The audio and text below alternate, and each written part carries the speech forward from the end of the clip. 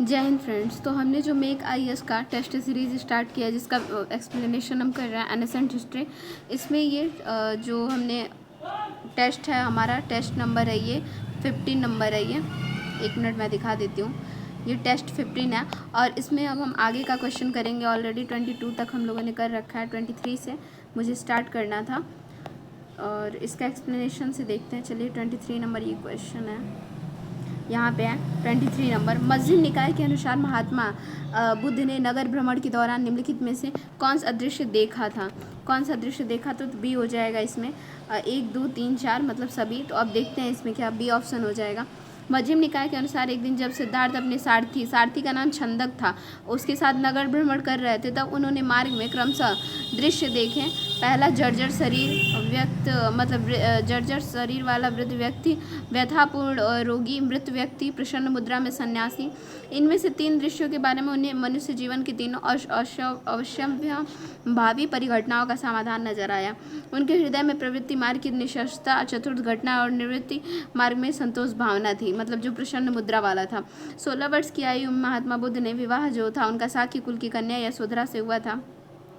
महावस्तु के अनुसार गौतम को यशोधरा के परिग्रहण के लिए 500 साक्य कुमारों के साथ आयुध कौशल प्रदर्शन में भाग लेना पड़ा। यशोधरा को बौद्ध ग्रंथों में भक्षंदा, बुद्धवंश या बिंबा, अट्टकथा व महादान, अट्टकथा में बिंबा, महावादान में भी, तथा ललित विस्तार में गोपा कहा गया है। किसको? तो यशोधरा को।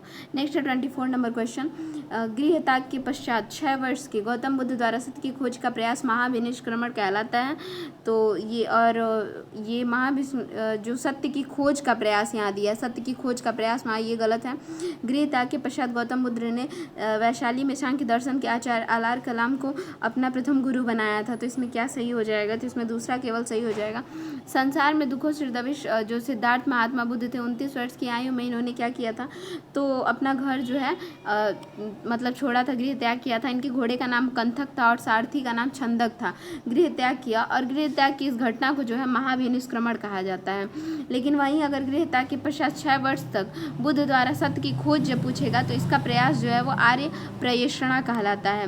गृह त्याग के पश्चात बुद्ध की सर्वप्रथम अनोमा नदी के तट पर स्थित अनुवैन्य नामक स्थान पर पहुंचे और वहां उन्होंने अपने आभूषण व राजसी वस्त्र उतारकर, सिर मुंडवाकर भिक्षु वस्त्र धारण किए और ज्ञान प्राप्ति यात्रा शुरू की।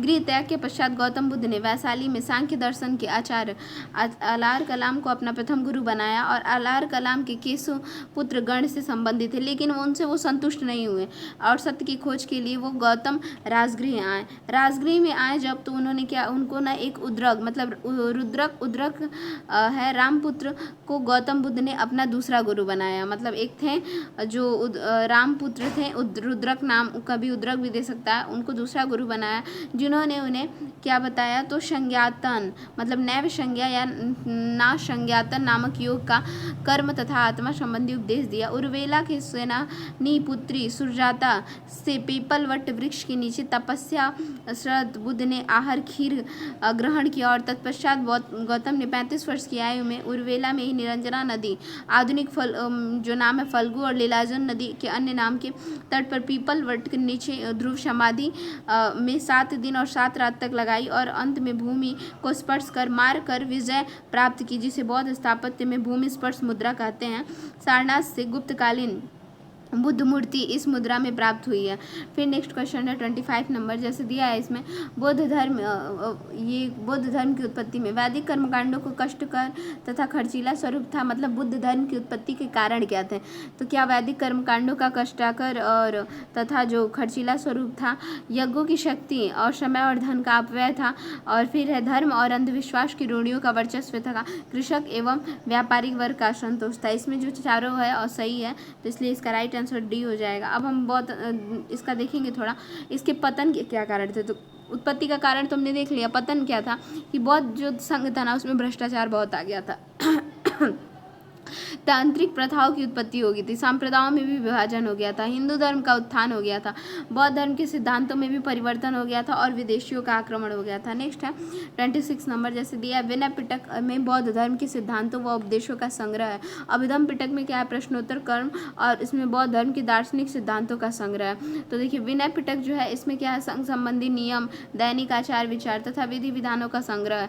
वहीं अगर सुक्त पिटक देखेंगे तो इसमें बौद्ध धर्म के सिद्धांत व उपदेशों के संग्रह है। वहीं अभिधम पिटक में देखेंगे तो इसमें ना प्रश्नोत्तर क्रम में है और इसमें दार्शनिक सिद्धांतों का संग्रह।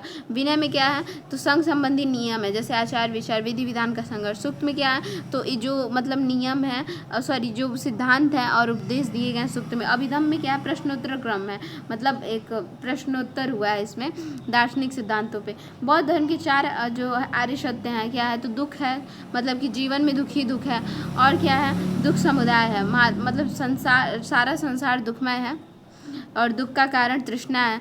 फिर और दुख निरोध है, दुखों से मुक्त होने के लिए क्या है, निवारण आवश्यक है, ठीक है। और दुख निरोध गामिनी, मतलब कि अष्टांगिक मार्ग है जो दुख से मुक्त हमें कराता है। क्वेश्चन है बौद्ध धर्म के संदर्भ में क्या कह रहा है, बौद्ध धर्म के संबंध में, यह ईश्वर की सत्ता को स्वीकार करता था, तो इसका जो राइट आंसर हो जाएगा पहला गलत है। और उसके बाद कह रहा है कि ये वेदों की प्रामाणिकता का खंडन करता था, ये सही है। कर्म और पुनर्जन्म को स्वीकार करता था, जो ये भी सही है, बी ऑप्शन। अनिश्वरवादी धर्म, ये जो था ना बौद्ध धर्म की मतलब जो था वो ईश्वर की सत्ता को नहीं मानता था, तो ये फिर ये नास्तिक दर्शन धर्म, वेदों की प्रामाणिकता का जो खंडन करता था, अर्थात वेदों में आस्था नहीं रखता था। वहीं बौद्ध धर्म में कर्म व पुनर्जन्म को स्वीकार करता था और पुनर्जन्म के लिए कर्मों का उत्तरदायी मानता था। क्या करता था, कर्मों को उत्तरदायी मानता था। वहीं प्रत्युत समुद्वाद एवं द्वादश निदान 12 उपचार थे, यह बौद्ध दर्शन का केंद्रीय सिद्धांत था। बौद्ध दर्शन का कारण कार्य था, कारण सिद्धांत। इसके अनुसार जीवन और जगत की प्रत्येक घटना एवं कार्य कारण निर्भर रहते थे। 12 निदान में क्या किया था, अविद्या था। अविद्या मतलब ज्ञान, दुख का मूल कारण, संस्कार, विज्ञान, चेतना, नाम रूप, षड्यतन, स्पर्श, वेदना, तृष्णा, ठीक है। फिर है उपादान, फिर है त्रिव, भव, जाति, जरा मतलब भव, जाति में जाति का मतलब पुनर्जन्म की इच्छा, भव मतलब जन्म ग्रहण से प्रवृत्ति, जरा मतलब मरण। नेक्स्ट हम देखेंगे 28 नंबर क्वेश्चन कह रहा है कि बौद्ध धर्म अतिवादी धर्म था और मध्यम प्रतिपदा बौद्ध धर्म का मूल सिद्धांत था। इसका क्या हो जाएगा, बी।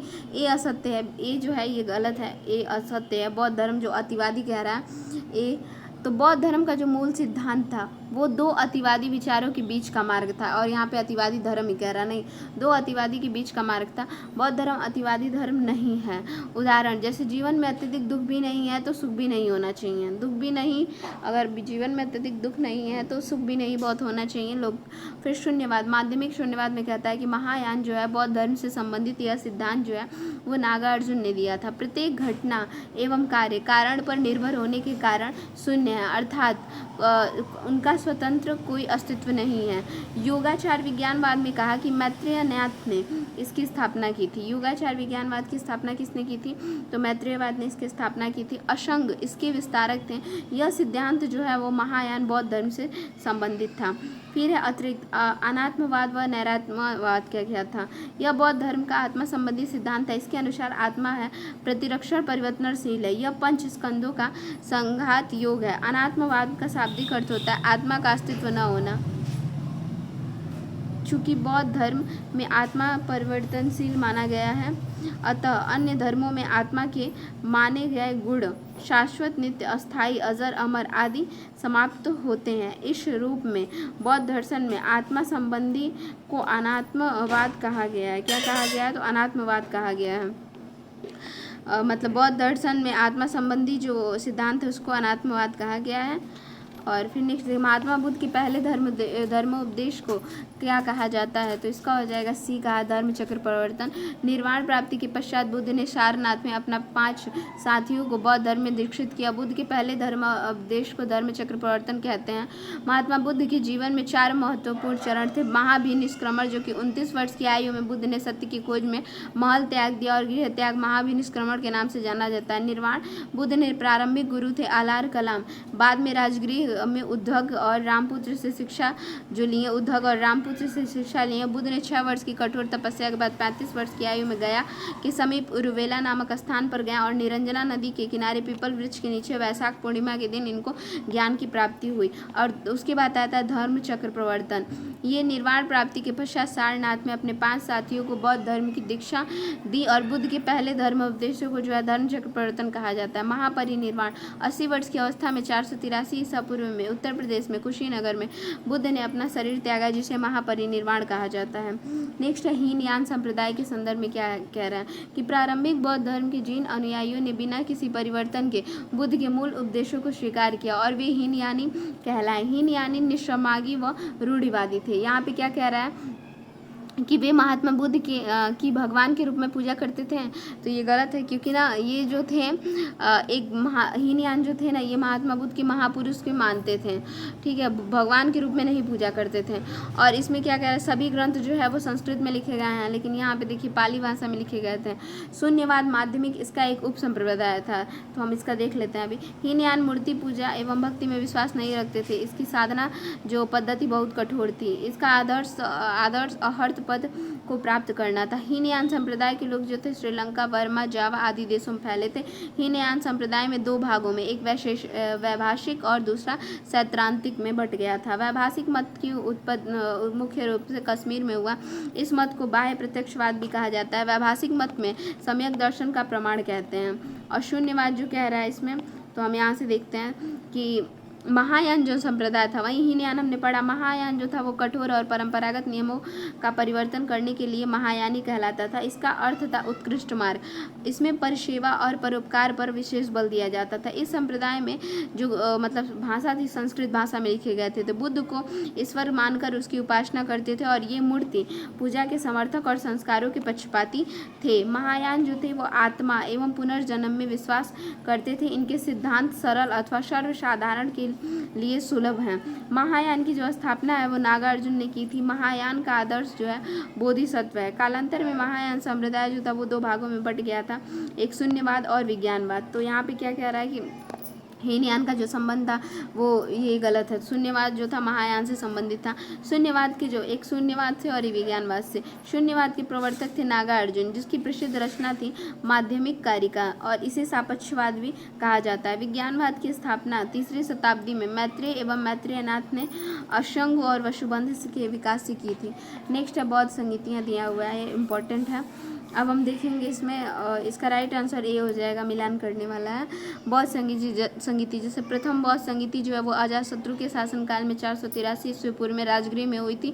अध्यक्षता महाकश्यप ने की थी। द्वितीय जो है वो कालाशोक के शासनकाल में 383 ईस्वी में वैशाली में हुई थी। अध्यक्षता सर्वकामिनी साबत कमीरी भी कहीं कहीं आता है की थी। और इसमें क्या हुआ क्या था, तो बौद्ध धर्म में स्थिरवाद और महासंगिक नामक 2 गुटों में विभाजित हो गया, जो कालांतर में 18 संप्रदाय में विभाजित हुआ। स्थिर और थेरवाद महत्वपूर्ण संप्रदाय थे। महासंगिक संप्रदाय का संस्थापक महाकश्यप थे।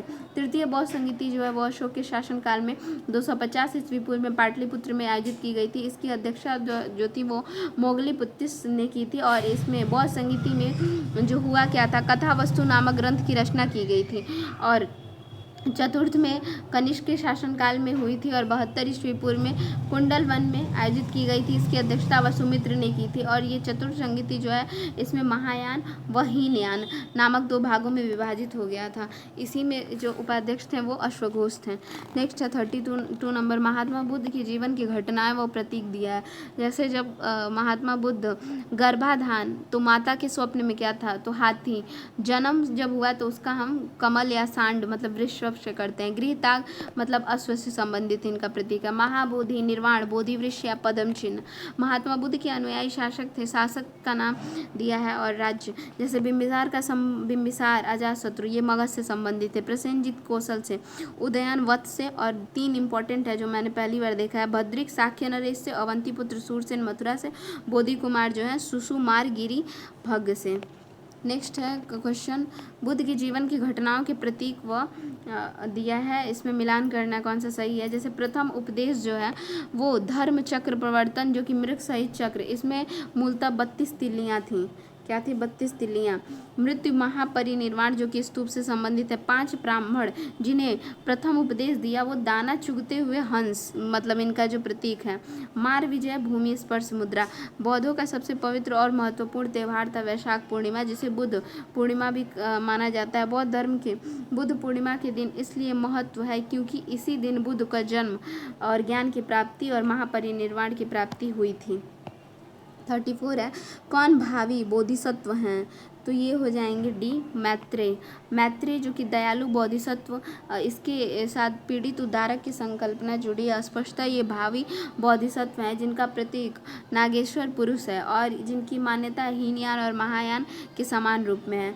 फिर है प्रमुख बोधिसत्व के बारे में हम देखेंगे, जैसे कि यहाँ पे दिया हुआ है कि असंख्य बुद्ध और बोधिसत्व में कुछ आराधना के विशेष केंद्र बने प्रमुख बोधिसत्व, जैसे कि अमिताभ, अनंताभा, ये विश्व के अधिष्ठात्र देव हैं। इनका लक्षण पद्म और सुखावती व्यूह महायान एक ग्रंथ था। अमिताभ को स्वर्ग का मुख्य देवता माना जाता था। अमिताभ या अनंताभा जब पूछेगा तो ये अधिष्ठात्र देव थे और इनका लक्षण जो था वो पद्म और सुखावती व्यूह। इनको महायान का एक ग्रंथ में अमिताभ का स्वर्ग माना जाता था, अमिताभ को स्वर्ग का मुख्य देवता माना जाता था।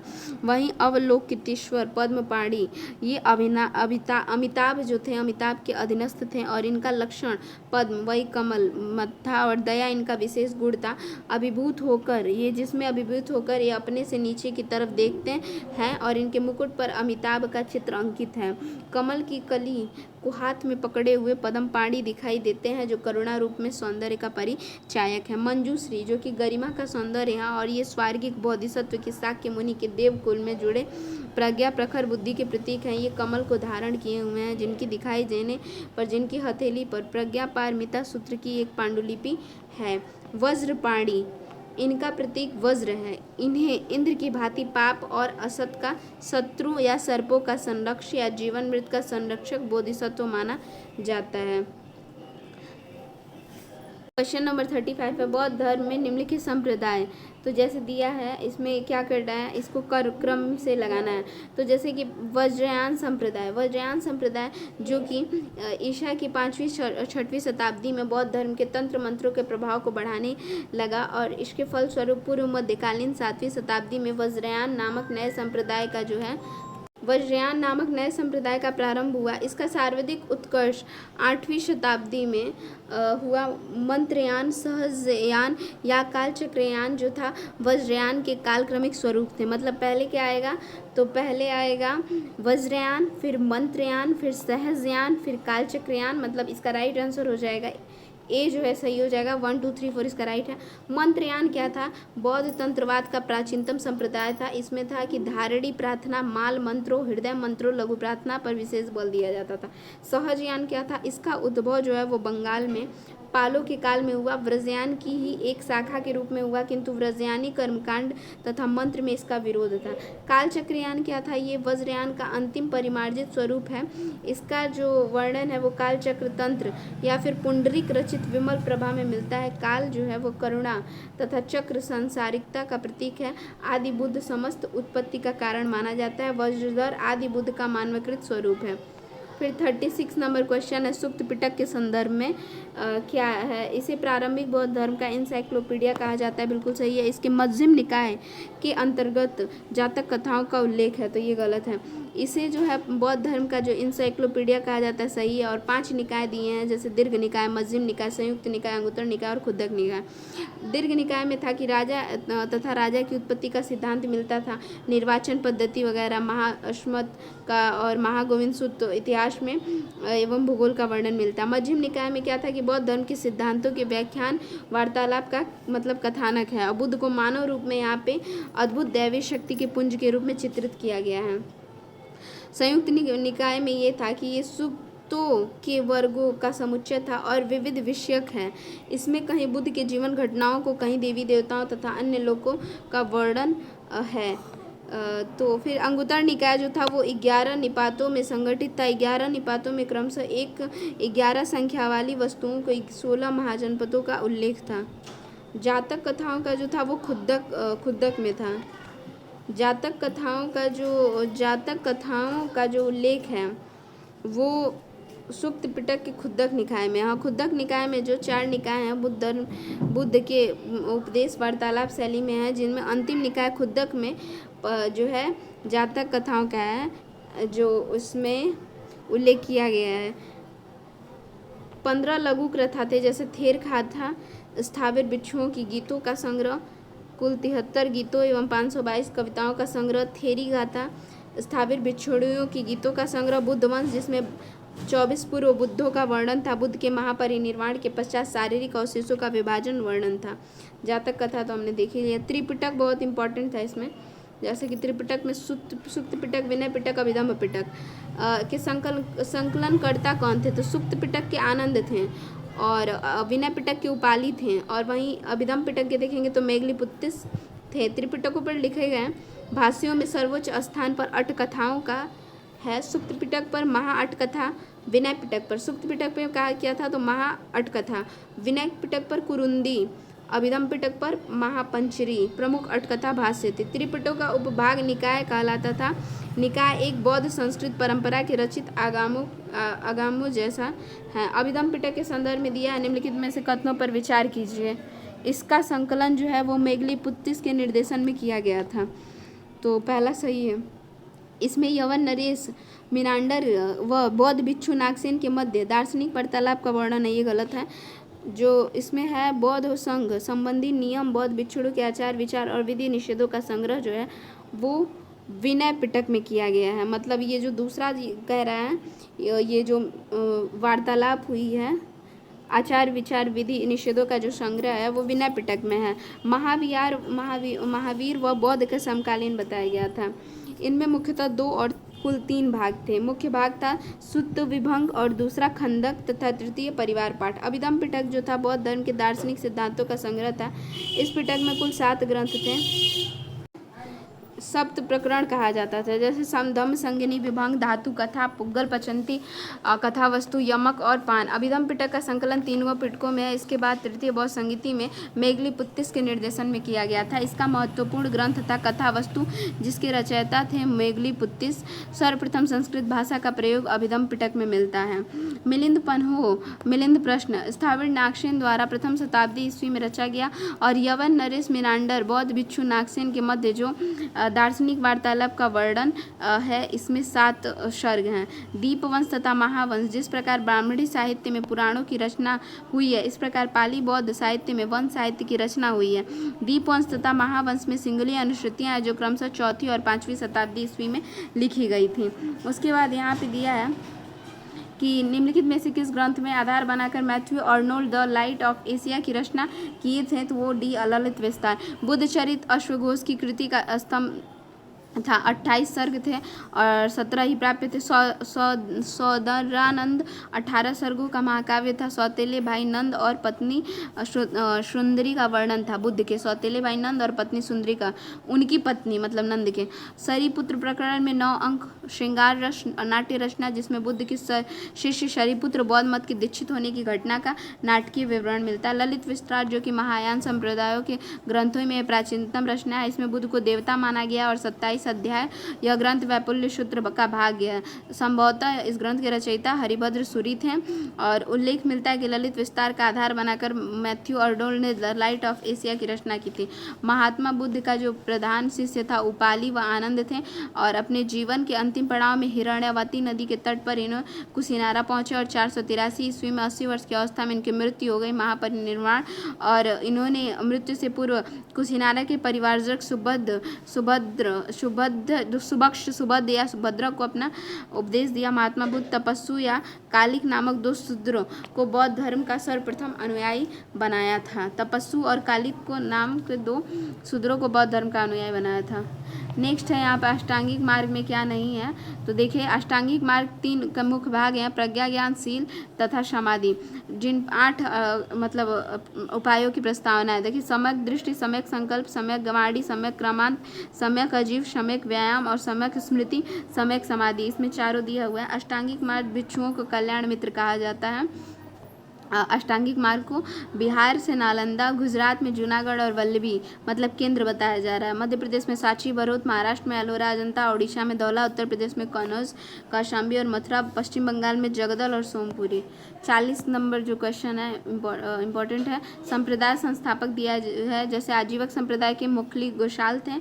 अक्रियावादी के अक्रिया जो है पूरन कश्यप थे। उच्छेदवादी तो उच्छेद केश कम्बलिन थे। और नित्यवादी के पगुच्चायन थे। और संदेहवादी के संजय बेलदुपत थे। महात्मा बुद्ध से जुड़े 8 स्थान जैसे कि लुम्बिनी, गया, सारनाथ, कुशीनगर, श्रावस्ती, सांकर्षय, राजगिरी, वैशाली बौद्ध ग्रंथों में अष्टमहास्थान नाम से जाना जाता है। बोरोबुद्दुर बौद्ध स्तूप जो विश्व का सबसे विशाल था,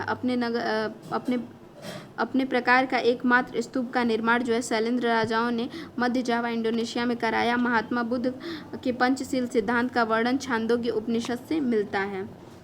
और इसी में था। अब हम नेक्स्ट हिंदी है, तो हिंदी को हम हिंदी का जो टॉपिक एनेसेंट हिस्ट्री के साथ चल रहा है विशेषण विशिष्ट, उसको मैं एक ही वीडियो में कवर कर दूंगी। 20-20 क्वेश्चन दिया रहता है। तो यहाँ पे हमारा एनेसेंट हिस्ट्री का 15 टेस्ट कंप्लीट हुआ। नेक्स्ट जो टेस्ट है उसको नेक्स्ट वीडियो में कवर करते हैं। Thanks for watching.